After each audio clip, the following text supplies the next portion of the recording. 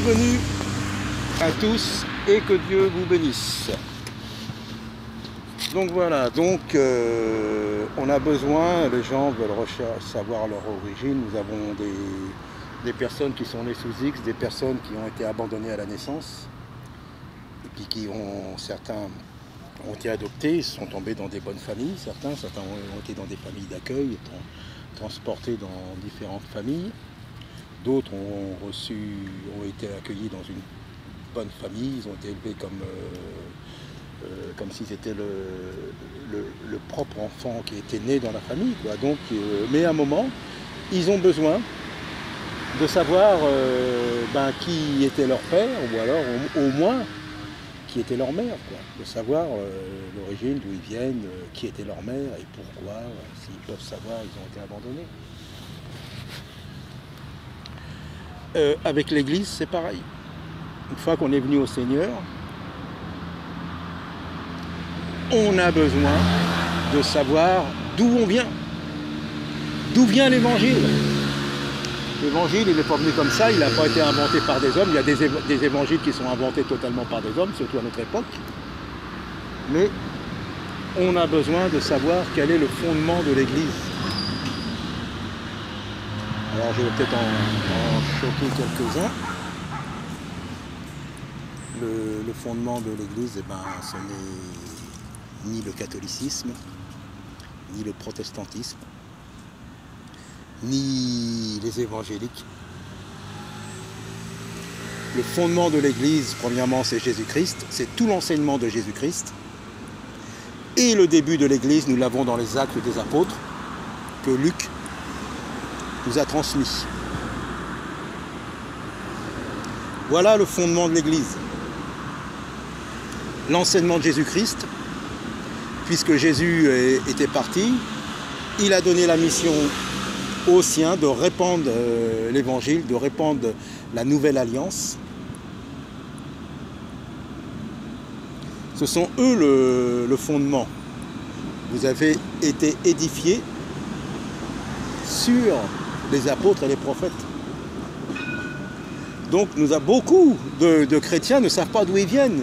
Ils croient parce qu'ils sont catholiques que l'Église catholique c'est l'Église du Seigneur. Les protestants, je regrette.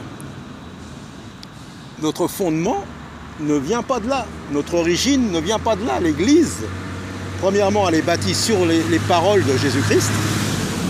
Pas sur autre chose, pas sur un homme, pas sur les réformateurs, je regrette. Les réformateurs, bien sûr, ils ont été utiles pour ramener, mais ils n'ont pas été jusqu'au bout. Donc, je regrette, c'est pas même sur Luther et ainsi de suite. C'est sur Jésus-Christ, le fondement. Il faut revenir à Jésus-Christ. Il faut revenir aux apôtres. Les apôtres ont prêché le message de Jésus-Christ. Jésus, lui, quand il est venu, il a pratiquement prêché qu'aux Juifs. Il dit, je suis venu pour les brebis perdues de la maison d'Israël. Je ne suis pas venu pour les autres. Vous voyez? Il n'a prêché qu'aux Juifs. Alors bien sûr, il y avait d'autres qui venaient à lui, qui entendaient parler. Il n'a prêché, et il a dit aux siens, prêchez à Jérusalem, attendez l'esprit, prêchez à Jérusalem, commencez à Jérusalem. Parce que là, mon peuple est. Et après, vous allez sortir de Jérusalem, vous irez en Judée. Il y a encore des Juifs là. Après, vous irez en Samarie, parce qu'il y a des Juifs, il y a du mélange, mais il y a des Juifs. Et puis après, vous irez jusqu'aux extrémités de la terre. La mission de nos anciens, des apôtres, c'est le fondement. Et je le répète, le fondement, la base, ce n'est pas les pères, comme ils appellent les pères de l'Église. Les pères de l'Église ont inventé, ils ont écrit des bouquins, il y a plein de choses qui n'ont rien à voir avec l'enseignement du Christ. Ni les protestants, je le regrette. Même si c'est un peu plus proche, et les évangéliques un peu plus proches, mais il y a tout et rien. Donc nous avons besoin de retourner à la base. Et la base, c'est la Bible. Nous avons la Bible, nous avons les écrits. Eux, à l'époque des apôtres, ils n'avaient pas les écrits. Ils avaient des parchemins, ils étaient en train d'écrire Paul écrivait des lettres, ils étaient en train d'écrire les évangiles. Ils enseignaient par rapport à ce qu'on appelle l'ancienne alliance.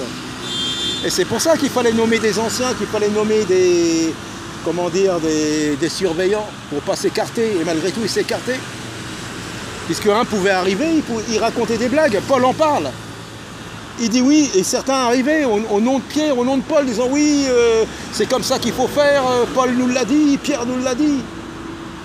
Et Paul, à un moment dans l'église, il dit comme si on leur a donné des recommandations. Aucune. Vous devez faire ci, vous devez faire ça. Paul dit bien, contentez-vous de Jésus-Christ. Contentez-vous de la foi en Jésus-Christ. Marchez comme Jésus-Christ a marché. Voilà la base. Le reste, c'est du surplus. Le reste, c'est... je me bats avec ça, moi. Alors, je ne suis pas mieux que les autres, et puis ça n'engage que moi. Hein. Franchement, je ne veux pas en faire une doctrine, je ne veux pas des disciples, je ne veux pas faire une secte. Mais quand même, il est temps de prendre autorité et de dire voilà le fondement de l'Église. Et je le répète encore une fois, le fondement, ni les catholiques, ni les protestants, ni les évangéliques, le fondement, c'est Jésus-Christ et les apôtres. La preuve, au début des actes, nous voyons, Pierre dit maintenant nous ne sommes plus que 11. Il faut qu'on soit 12. Parce que Judas, lui, le traite, s'est perdu. Il faut qu'on nomme parmi nous un qui a été témoin de la résurrection de Jésus-Christ. C'est-à-dire un qui a été témoin du baptême de Jésus, de sa mort, de sa résurrection et de son départ. C'est ça. Les protestants, ils ont été témoins. Les catholiques, ils ont été témoins de Jésus-Christ. Les évangéliques non plus, le super pasteur ou le super ministère, là, je ne sais pas, comme il y en a là, qui sont en train de leur essuyer leurs chaussures. Là. Ils les prennent des hommes de Dieu, ils les mettent sur des piédestals. Ils ont été témoins, personne. J'étais témoin, moi, personne. Mais j'ai les Écritures et c'est marqué. Et Jésus, il a dit aux siens, enseignez-leur ce que moi je vous ai enseigné. Qu'est-ce qu'on veut de plus? Qu'est-ce qu'on veut de plus? Nous avons tout, nous avons la Bible, nous avons l'Esprit. Et après, avec ça, si nous restons, si nous ne réinventons pas, si nous n'enlevons pas, si nous ne rencontrons pas des fables, mais nous avons tout pour réussir dans la foi, dans le monde, dans la vie spirituelle en Jésus-Christ. Et ça, il n'y a pas besoin d'être complètement mystique, complètement illuminé, hein, de rajouter des choses, d'inventer des choses. La foi simple, de croire les Écritures, nous avons tout, c'est écrit, noir sur blanc, c'est simple à comprendre, il y a des passages qui sont compliqués et d'autres qui sont tellement simples. Donc voilà, c'est ce que je voulais vous partager. Le fondement de l'Église, pour moi, eh ben, c'est la Bible, c'est les apôtres, c'est les anciens, personne d'autre. Donc conformons-nous à la Bible, c'est quand même... on lit la Bible tous les jours et c'est marqué ce qu'il faut faire, ce qu'il ne faut pas faire.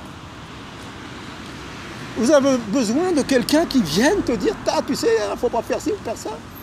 Ben, on le sait. Même les païens le savent, puisque quand on commence à leur parler de la foi, « oh bah ouais, mais oh là là, je ne pourrais plus faire ci, je ne pourrais plus faire ça ». Ben non.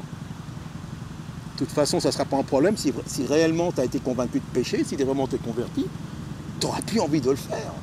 Tu ne le feras plus. Celui qui n'est pas converti, qui est converti, je ne sais pas, d'une manière superficielle, bien sûr, il dira non, oh non, moi je peux faire ça, ah on peut faire ça, mais non, ça c'est pas grave, on peut faire ça. Il y en a qui sont tentés, il y en a qui sont, comment dire, attirés par des choses, mais ils savent que c'est pas bon et ils luttent. Parfois ils tombent, mais ils se relèvent, le Seigneur les relève. Voilà le fondement de la Bible, voilà ce qu'il faut. La parole. On vient d'où? L'Église, elle est née quoi? De Jésus-Christ. Sur cette pierre, sur cette révélation qui dit à Pierre, sur cette pierre, ce que tu as eu la révélation que c'est moi le Messie, le Christ, eh bien je fonderai mon Église.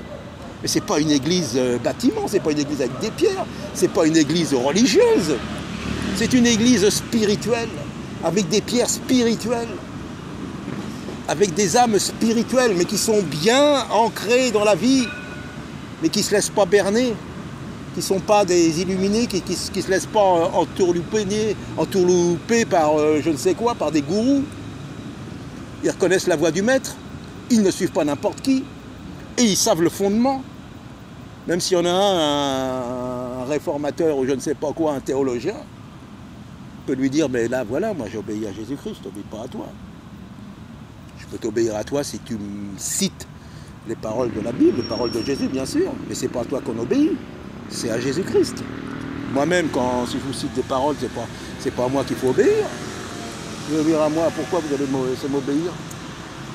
Il faut obéir à Jésus. Il ne faut pas obéir à un mouvement, il ne faut pas obéir à une religion, il ne faut pas obéir à un pasteur. Il faut obéir à Jésus-Christ. Je le répète, je veux le répéter 1000 fois, 10 000 fois, 100 000 fois, 1 milliard de fois. Où c'est que vous avez vu ça qu'il faut obéir avec ceux qui disent, oui, Dieu m'a dit ceci, Dieu m'a dit cela, et à toi, il t'a rien dit? Pour toi, il te parle toujours pour les autres, mais pour toi, il ne te dit rien. Ou alors il te dit, va dire aux autres. Et à toi, il te dit quoi? Voyez où c'est qu'on en est, mes amis? Donc voilà, c'est peut-être un peu fort, mais ça n'engage que moi. Le fondement, pour moi, le fondement de l'Église, c'est les apôtres, c'est Jésus, c'est la Bible, c'est les actes, nous avons tout. Que Dieu vous bénisse, monsieur. Seigneur vous aime, Seigneur vous appelle. Jésus est vivant, croyez à Jésus, les amis, croyez au Maître, le Maître qui dirige toutes choses.